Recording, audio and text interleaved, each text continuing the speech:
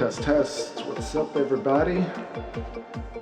All right, back on the other side of the place on the 11. Got my iMac, got my Logic set up. I think the audio should be real nice tonight. What's going on, Homo Insertus? What's up, Yo Q? How's it going? And everybody just joining. We got a 98% moon. Tomorrow's going to be full, but figured do a little bit tonight before dinner. It's incredibly clear considering how many storms have passed through.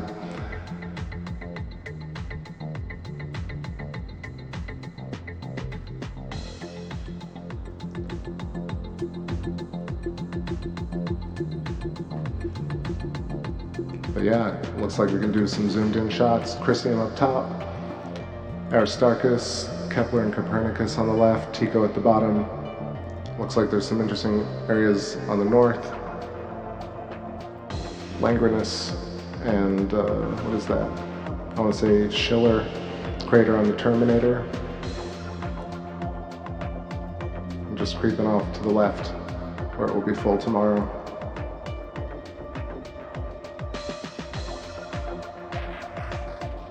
What's going on, Carolina Sky Astronomy? What's going on, Super Must See? What's up, Shockwave? Evening to all of y'all.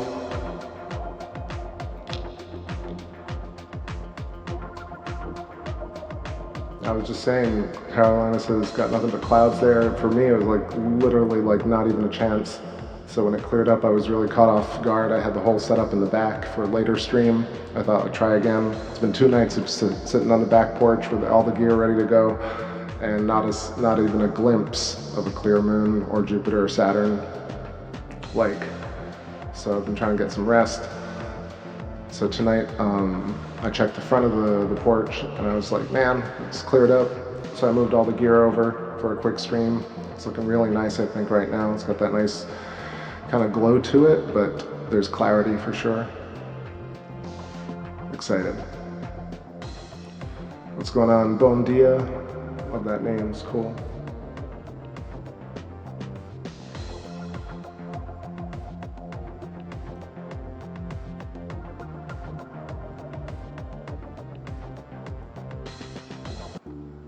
Alright, this jam is up now at TakeBackSpace.bandcamp.com. Been updating that too. Appreciate everybody who went and played the new tracks. So some cool stats. Links in the description. What's going on, Scott Wagner? Howdy, Chicago. What's up, Zorro? Welcome, welcome.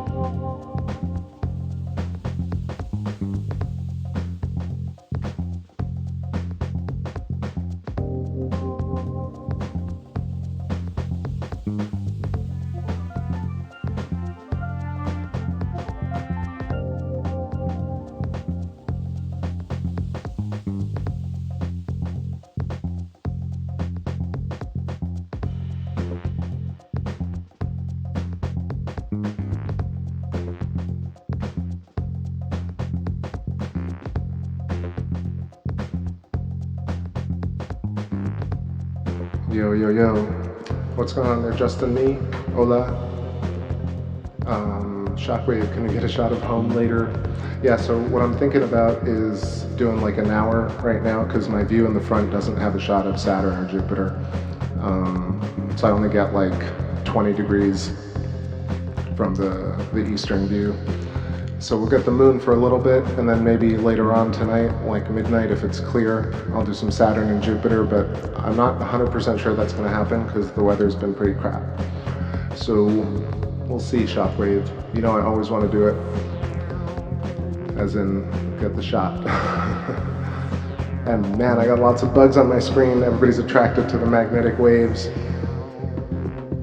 I was holding up a piece of glass to the computer screen the other day, and you kind of see all those incredible magnetic patterns, the toroids, that we don't really recognize on every LCD that we're looking at, but it's really all these incredible fields. Talking about plasma and stuff, it's just right in front of us. Shockwave makes a great point, says look at all the Lichtenberg patterns on the moon's surface. I'm particularly right now centered on Aristarchus, one of my favorite features, and to the right of that Copernicus, and at the bottom is Kepler. This whole formation, whether or not they were all created at a similar time, I feel like this kind of overlapping and the fact that they all occurred in the same region really must have some sort of interest to it or validity to kind of this whole electrical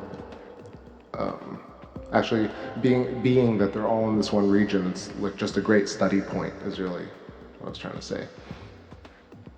Just, you know, like seeing their interaction, whether they happen at the same time, you know, what are the different features on each of them, what types of plasma events transpired to create each one of them. For example, you know, like Copernicus being hexagonal, much larger, and having a central peak, Kepler being much smaller but having very interesting looking rays, and then Aristarchus having, you know, the remnants of the, what they call lunar phenomenon, transient lunar phenomenon, but really is that electrostatic dust?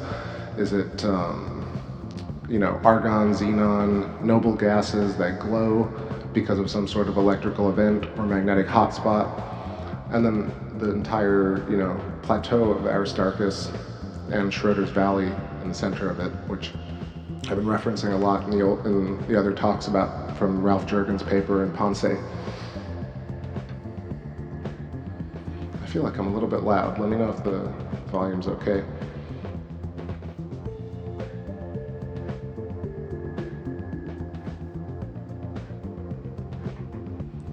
It's very interesting. The moon looks flattened out a little bit tonight.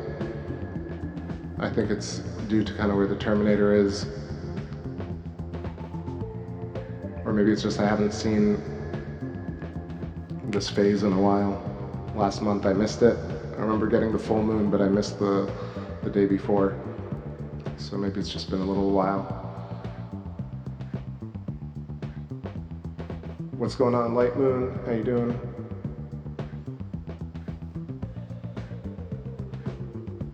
What's going on? Did I see clearly? Cleary? There we go. What's going on? Awesome. Alright, so more tunes. More tunes and zooms.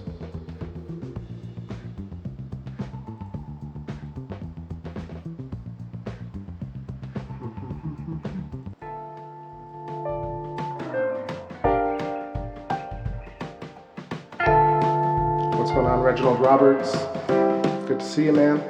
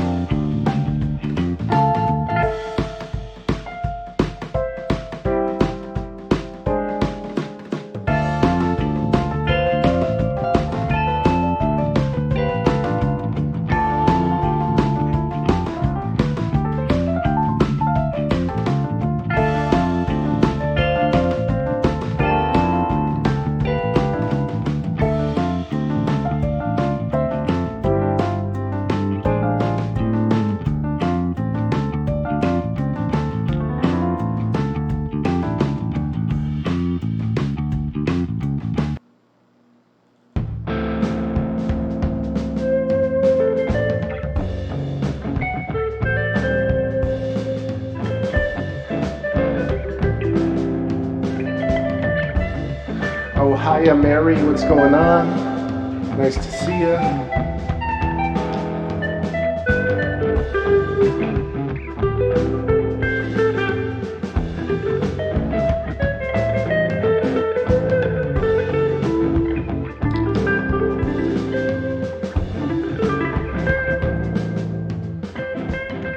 Yeah, it's great to hear that you guys like the audio better. Same for me. It's one of those things where I lost my, I didn't lose it, but the battery exploded on my MacBook, so I no longer have a MacBook to run from my back porch. So like I said, I had this kind of weird foot pedal that I use to get the audio into the other PC, and so it's really finicky. I really have such a hard time talking to y'all. I'm constantly getting latency and reverb and weird imbalances with the background. So being on this setup, I'm running audio through Logic and through a Focusrite sound card, and then I'm also pumping that into the PC that I'm streaming from, so there's no audio interference, and you don't have to mix from the PC into Open Broadcaster. Just makes it a hell of a lot better for all of us. I'm going to try and stream a few streams like this towards the later moon cycles, depending on the weather, but the later and later the moon comes up, the better opportunity I can stream from this location, so that's good.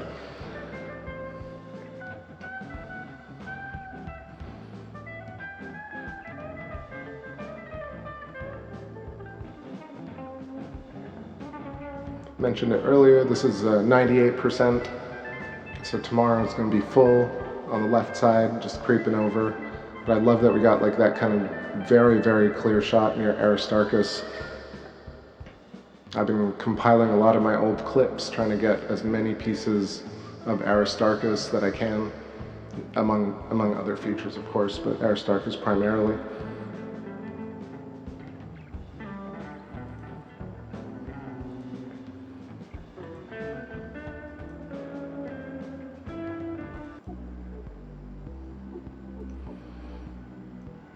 Yes, I've been working on new tunes as well, stuff up at Bandcamp, but I want to see, what can I play for y'all that's really new?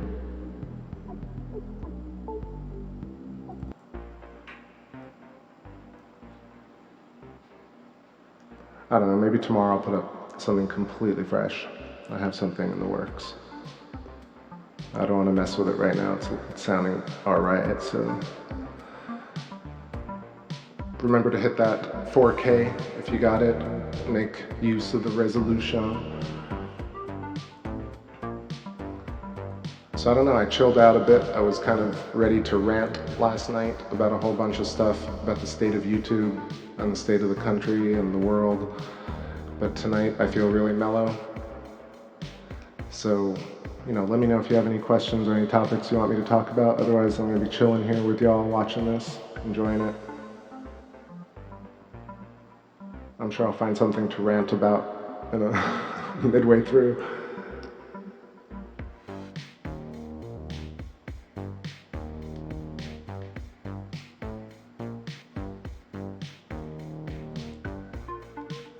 Let's do a quick zoomed in shot.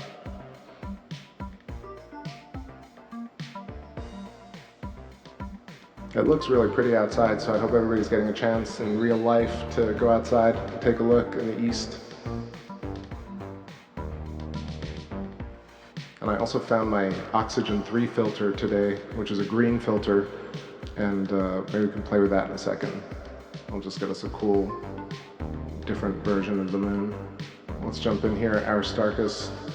Man, that looks really great, if I may say so.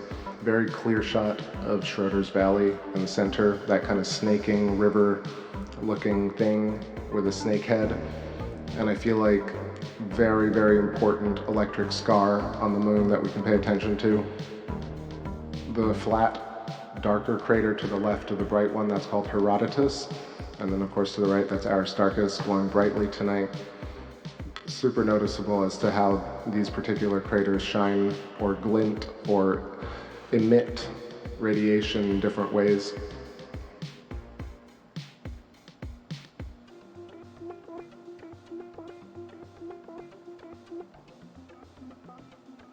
Shockwave says, TBS, have you seen Kronos's work? I certainly have. I've linked to Kronos in my description, and I thumbs up most of the recent videos. I still have yet to, he has a lot, actually. I mean, so does honestly, See the Pattern, Electric View, all of them have a lot of shows that I have to catch up on because I'm a little bit late. Yeah, but definitely Kronos is awesome. I love that he and others are essentially doing some of the legwork in terms of reading the old texts. In fact, I want to say it was See the Pattern did a really good thing today, which was re-upload all the Michael Steinbacher videos, because I noticed that Michael Steinbacher's channel is turning into something else. And I think that See the Pattern probably had an archive of them, which is amazing, and then re-uploaded them. I think it's See the Pattern, unless I'm wrong. Or is it Electric Universe Eyes? I'm sorry, it's Electric Universe Eyes. My bad. I'm gonna double check this before I mess it up anymore. Yeah, no problem. People call me TakeBackSpace all the time. Oh man, I appreciate that, Zorro.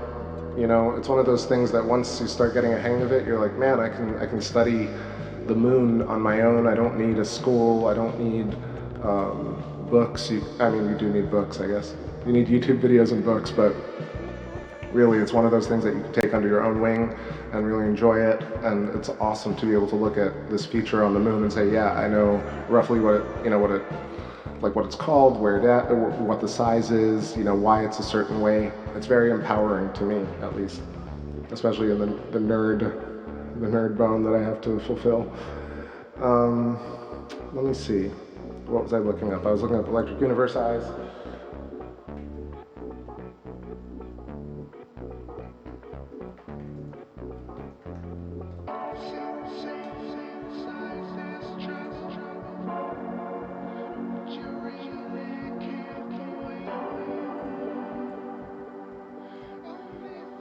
Yes, I was wrong. It definitely wasn't See the Pattern, but it was Electric Universe Eyes. So I'm gonna link to that. Shockwave says, I've seen them all. Yeah, honestly, I'm a bit late to the whole, I'll tell you who I found first. I guess I saw the Electric View early, when there was just like a couple of hundred subscribers, and I don't know, like 500-600 subscribers maybe. And then what happened? I mentioned it on the channel maybe a year ago. I was like, holy shit, people are talking about it.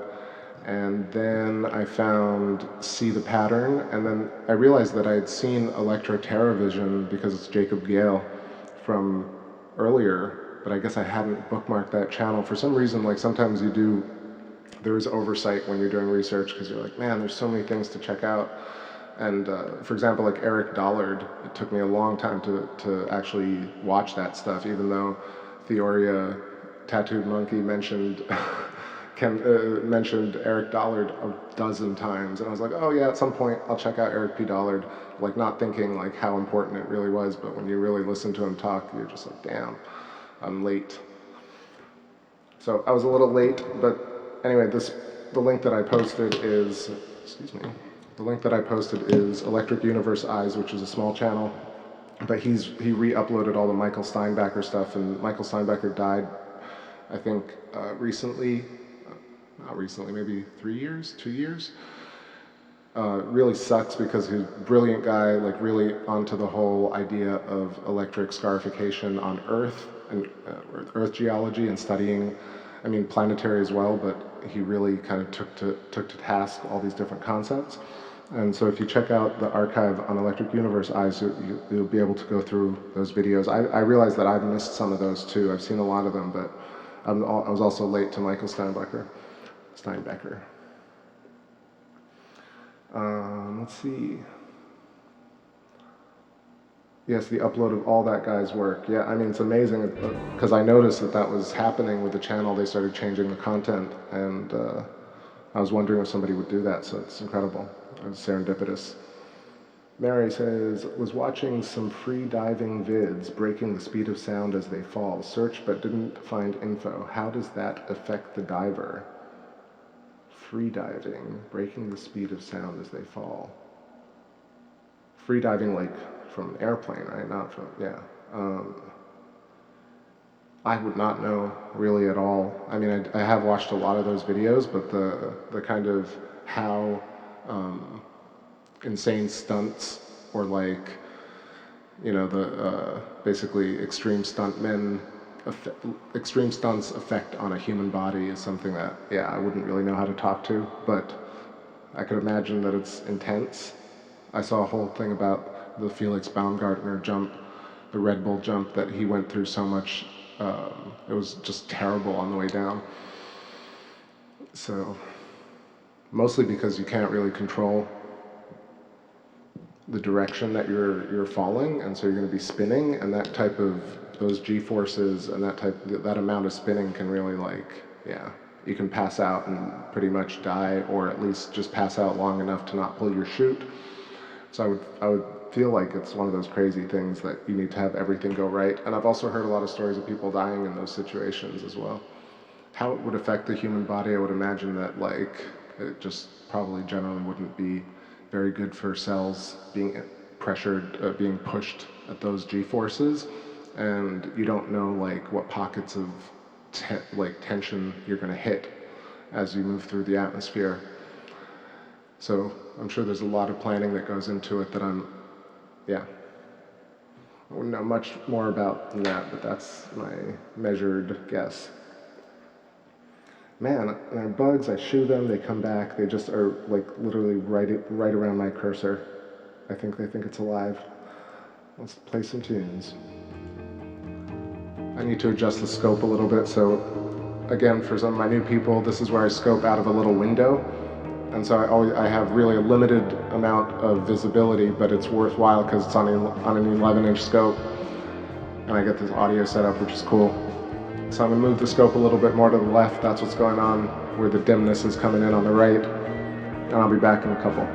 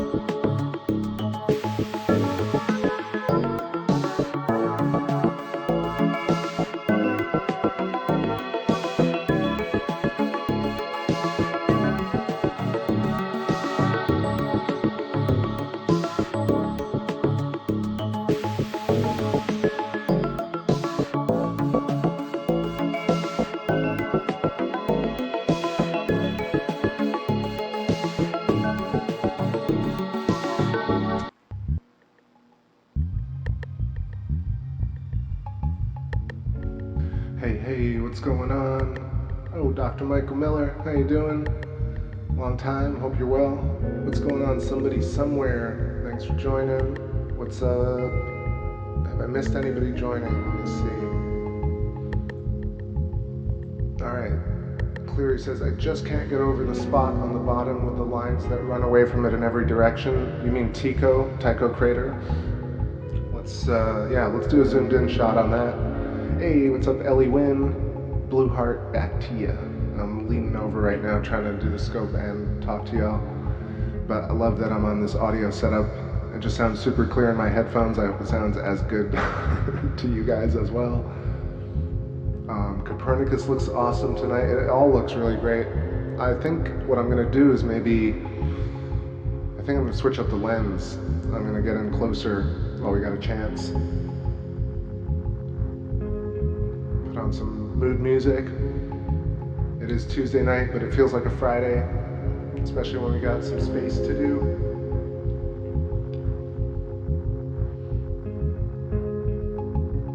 Alright, while I change the lens, drop me a note in the chat. Let me know which target we'll check out first. Is it Aristarchus, is it Tycho, or Copernicus? Doc Michael says, I'm doing great, visiting friends in Colorado, and I had a question. Does Crow 777 know about May 23rd Jupiter lunar wave? Yeah, man, are you talking about the one that I captured or the one that McKeon captured? Either way, Crow left a comment in pretty much all the lunar wave videos that I've captured. He's in the comment section.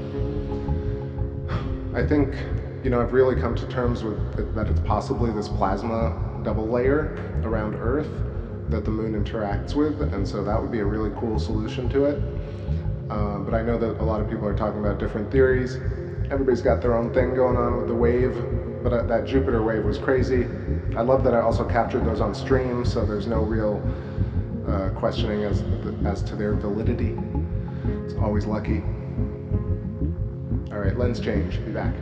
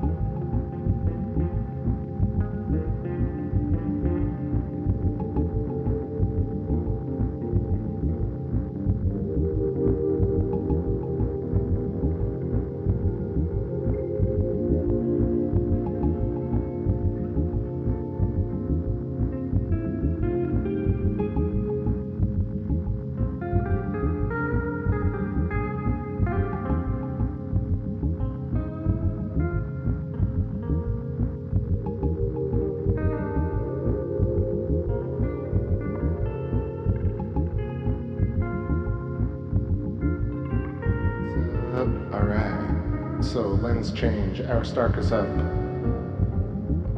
And I want to get some adjustment filters on this a little bit.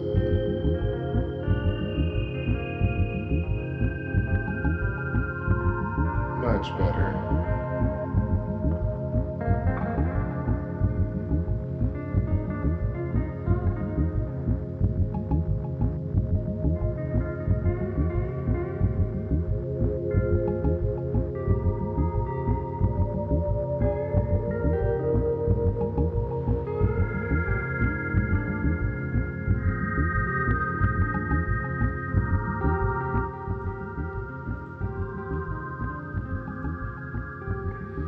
Although Cleary says the fourth state of matter dot plasma, but I actually think now I'm getting closer to the fact that plasma is really the main state of matter. Almost maybe it's all matter, you know? And just things like the other matter that we see are, I think I mentioned modalities or different phases of plasma. So interesting to change the language around everything we've ever thought, but every day it's a challenge. Yo, what's going on, Tammy? Welcome.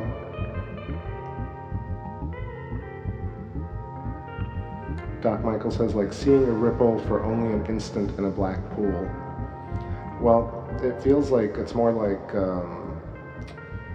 I would think that it's almost like maybe two balloons, like one balloon inside another balloon, and if you put a pin through the outer, I guess not a pin, maybe it's like because these are not, I guess they do pop in some instances, but mostly it's maybe like two concentric basketballs, and you kind of put a pin through both layers, and that's sort of what I feel like. Maybe the moon passes through these two very firm magnetic layers that kind of snap back once it passes through. I mean, it doesn't look like it snaps back, but it gets this very, very thin kind of, I don't know, like puncturing a bubble. I'm doing a poor job of explaining it, but in my mind it worked.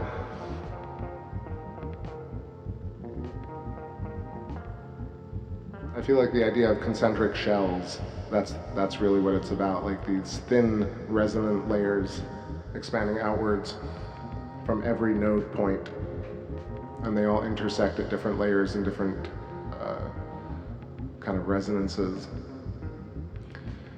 But you know, I just ramble on sometimes about what's in my mind.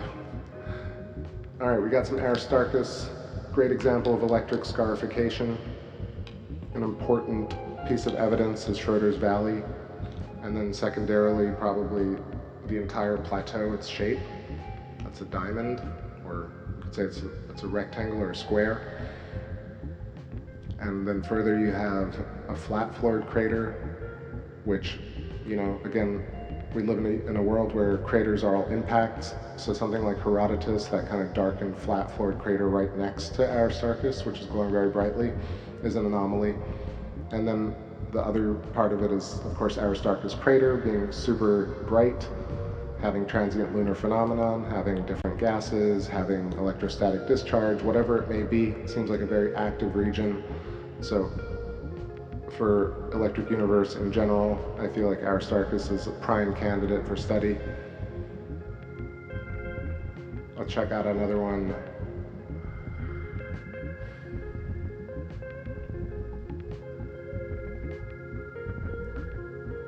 Let's check out Sinus Iridum.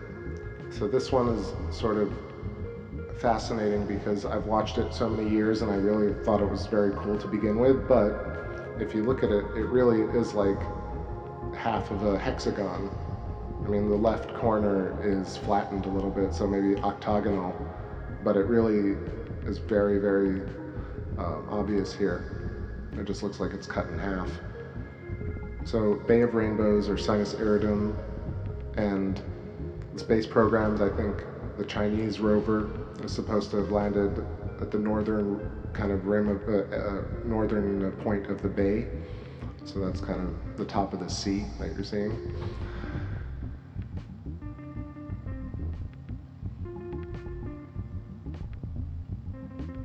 I can keep moving up here. This is north of Mare Imbrium, the north region of Mare Imbrium. Coming in, you can see Montes Tenerife, Montes Pico, and Plato crater is the large flat-floored crater. Again, another anomaly in terms of impact scarring, or impact cratering on the moon versus scarring.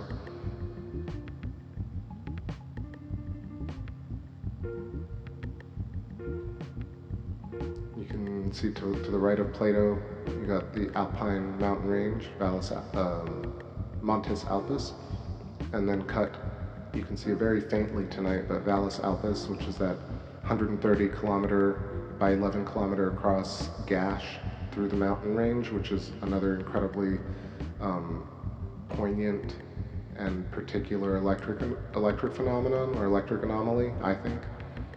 Really hard to explain that any other way, except like something cut through and erased what was there. It would be very unlikely that a mountain range would either, you know, come up around a crack like that. But it's not really a crack, because when you zoom in, you kind of see it has its own floor. It's like a canyon, and it has its own little like snaking gully right in the center, about a 2 kilometer width gully, almost going all the way to the length of it. So Valles Alpes, another great candidate for EU. What's going on 24/7? Live skies, live Arizona skies. Happy near full moon, heck yeah.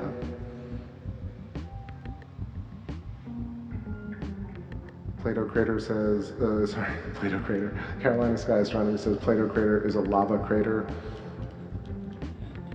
You know, I know that I talk about electric cratering a lot, and that there are theories about moon volcanism, and I really have researched a lot of it, and I feel like there is room to debate that.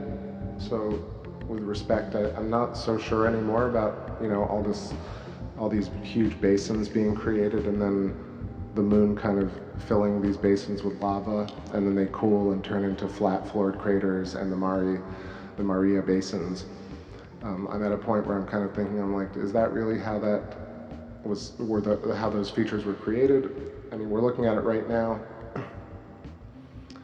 and it's not just for the sake of being conspiratorial, obviously. I really am just curious about whether or not there are alternatives to this concept. When you see I have mentioned before the NASA Goddard How the Moon Was Formed simulation video, and it does really leave a lot to question in terms of how some of the very particular features on the moon were formed. It really yada yadas its way through that period where it just says, oh, well, Aristarchus was formed this way. It just magically gets faded in at a certain point during the late bombardment phases. But I feel like it warrants a bit more study. Maybe I went down the wrong rabbit hole there, but I feel like Plato Crater is one of those things you can see right here from the wide shot at the top of Mare Imbrium, that it really stands out as a particular type of feature. Like, was that whole region excavated by an impact? And why is it so, why does it have such why does it have such clean geometry versus erratic impact being, you know, around 80 kilometers across?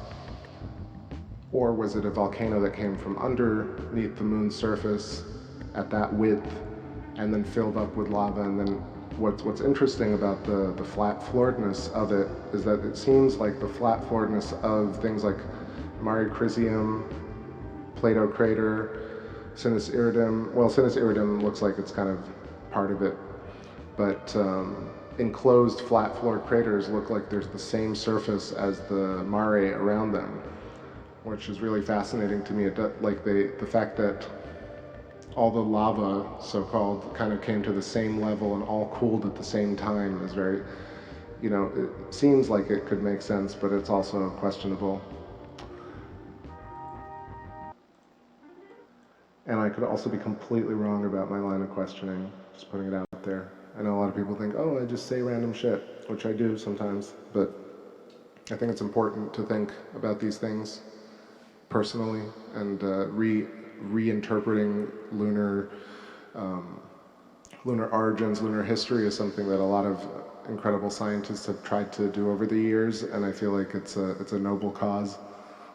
Could be futile, but it feels fun right now, kind of reinterpreting the data and looking at the moon and kind of interpreting it on our own versus taking all these settled paradigms and saying, well, since these guys have done it, you know, I'm not going to do any of the legwork myself or the speculation. They've sort of figured it out, and definitely not accusing anyone of doing that. You know, it happens a lot. But for me, this is much more fun. It's kind of being like, well, really, were these like huge impacts that created Mare Imbrium, or did the moon kind of get within Mars and exchange these massive electrical arcs? and melt in a way and kind of bubble and boil over and create these blisters and these features that we see. So, and leaving, of course, the scars of electricity, which is something that's very hard to deny on the surface of the moon. There are tons of ad hoc theorem on how these markings, like sinuous rills, were created, and a lot of them just dead end, and they just never really get picked up anymore. I don't think bloggers or science writers in entertainment really are equipped to discuss these topics at all. That's my opinion, though. And a little tunes. Oh, hell yeah, just missed, sorry, I didn't have the chat updating for some reason. Ellie Wynn says, the moon is fat. The moon is flat, sorry. I was like, what? I'm a little too far away from the chat here, let me get closer. All right. Mary says, please show us the far left crater that's showing center. The far left crater that's showing center. Oh, okay, yeah, I got you. I'm gonna pull up my atlas as well.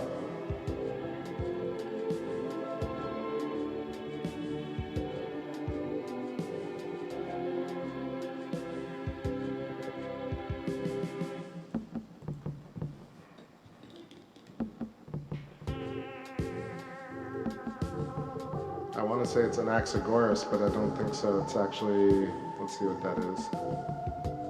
It is Pythagoras. Love it. All right. We're gonna zoom into Pythagoras. And maybe, I hope that's the one you're talking about, Mary. Let's see.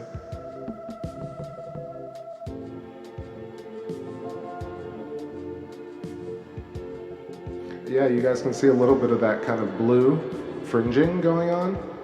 It's interesting because that typically only happens at the horizon, and the moon is already pretty high up now, so I think it's partially due to the fact that it's close to full and it's picking up a lot more light. I'm not really sure why that does happen in different phases, but it's likely due to diffraction and refraction given the intensity of the moon energy and I guess the perturbation in the field between us and the moon creates what we see as blue fringing. I assume is how it's done in our electric universe, though. All right, check this out. So we got Pythagoras, and I want to zoom in just a touch closer. You can see a very interesting central peak.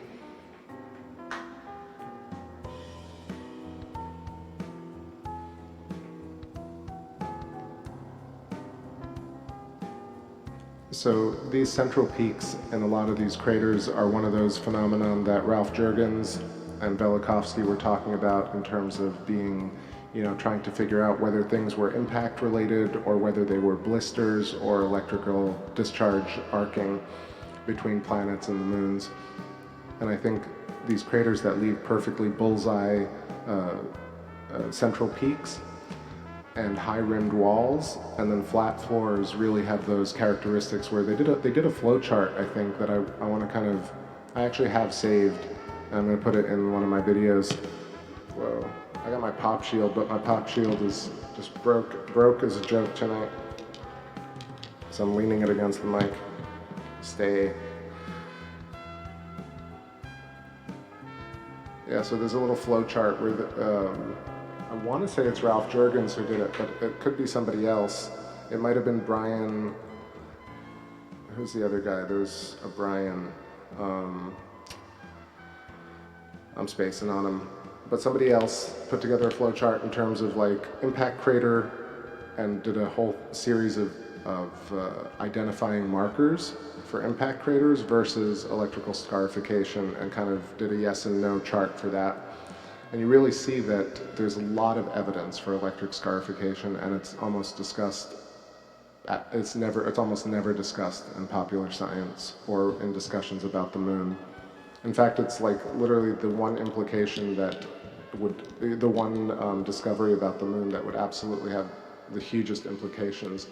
And yeah, the fact that I've seen hundreds of different talks about the moon from various space agencies, and the fact that they never bring up electrical interaction in a big way on the moon is just incredible to me.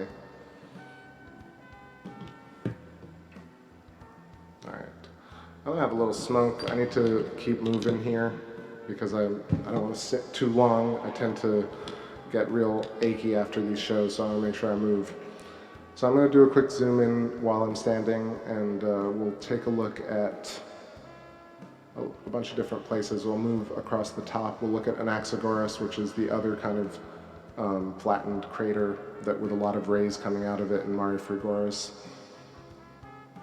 And yeah, electric machining, hell yeah. Mary says, not all craters have an uplift dome. Why is that?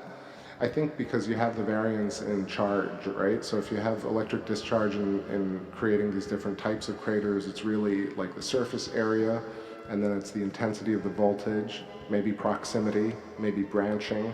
So different things affect an electrical discharge, a plasma arc, and then you have sputtering. You have a lot of different anomalies or effects that transpire. And so I feel like you get flat-floored craters. You'll get essentially pretty much geology that we understand, you know, mountains, flat-top mountains, gullies, canyons, rivers. These are all electrical events, really. It's not just the moon. It's particular because we're watching the moon now, but generally speaking, Electric Universe talks about all geology being rooted in electrical interaction between bodies. And electrical interaction is not just like plasma arcing between planets, it's wind and lightning and pressure and density. All of these phenomena come from one intrinsic property. What's up, Miguel? All right, a little walk, let's do it. All right, old school tracks incoming.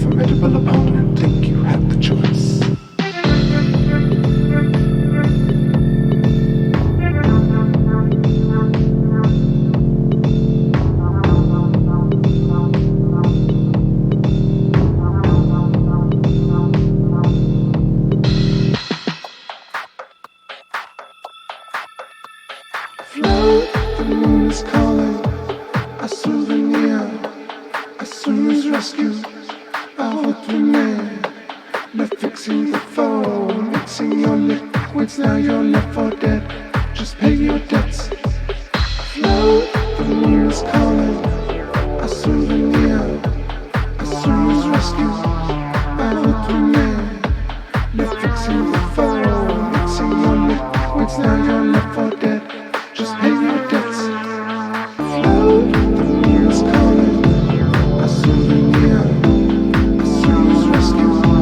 Out of man. They're fixing your phone. Fixing your liquids. Now you're left for dead. Just pay your debts. A formidable opponent. An angry crackpot. Formidable opponent. Dangerous lecture. Formidable opponent. You can walk out.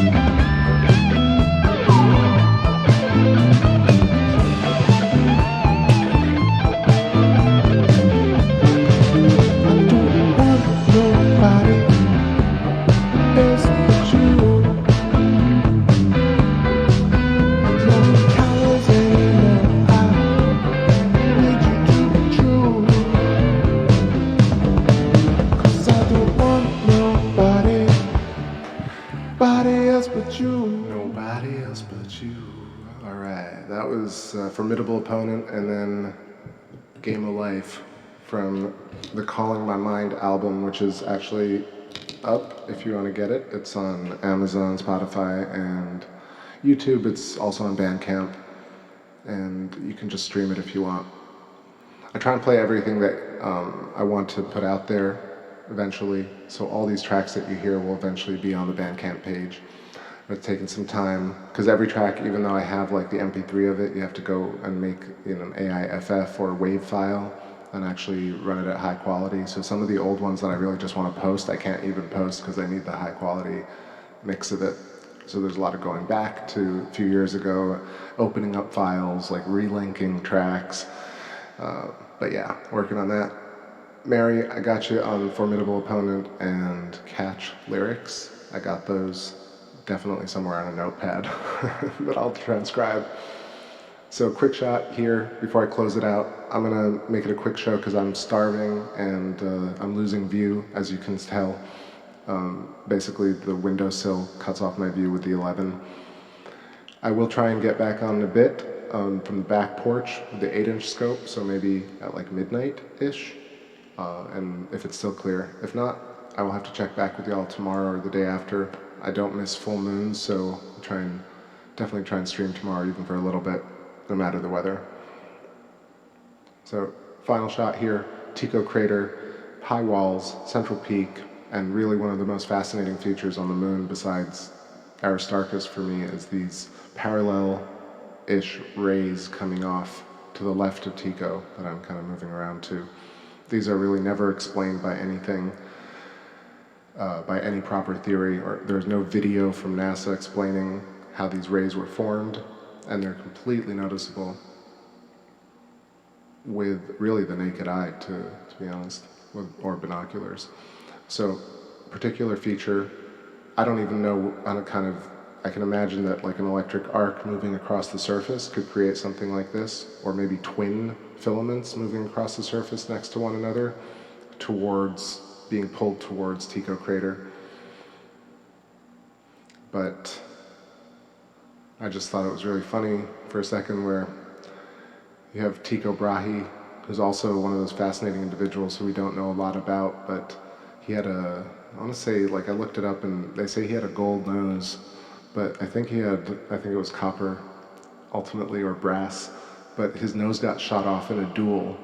And he also is referenced in that story that I read from Johannes Kepler called Somnium. He references Tycho Brahe. So Tycho really was there first, where he was able to name pretty much the most prominent feature on the moon. I just got a speck, really? Damn it. Specked out. No, that's actually I think because it's getting close to the edge. Yeah, that's a lot of refraction happening because it's trying to pull the image from over the moon sill, the windowsill. Alright, I'm gonna end it with some video and a track.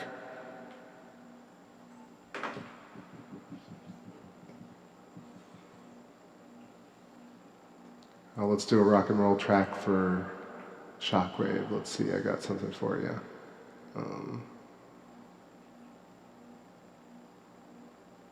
This is a pretty rockin' outro.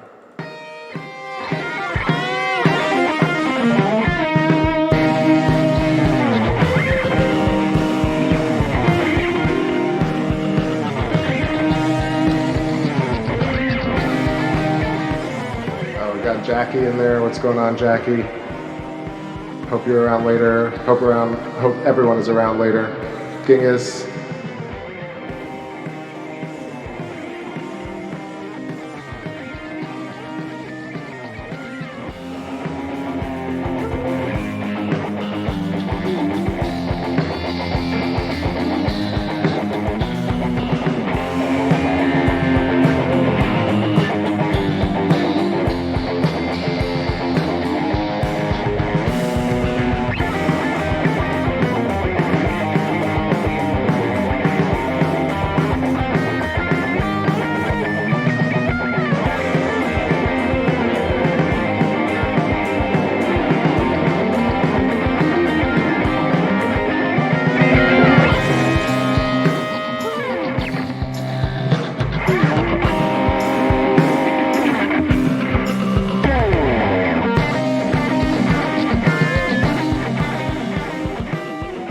rock and roll, everybody.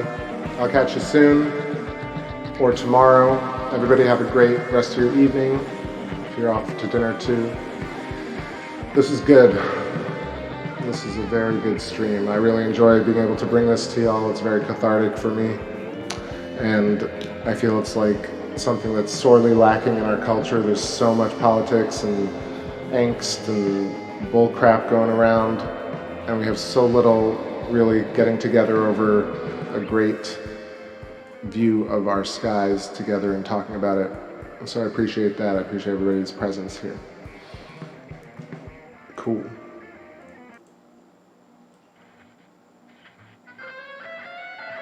I'm gonna let the moon drift. I'll catch y'all soon.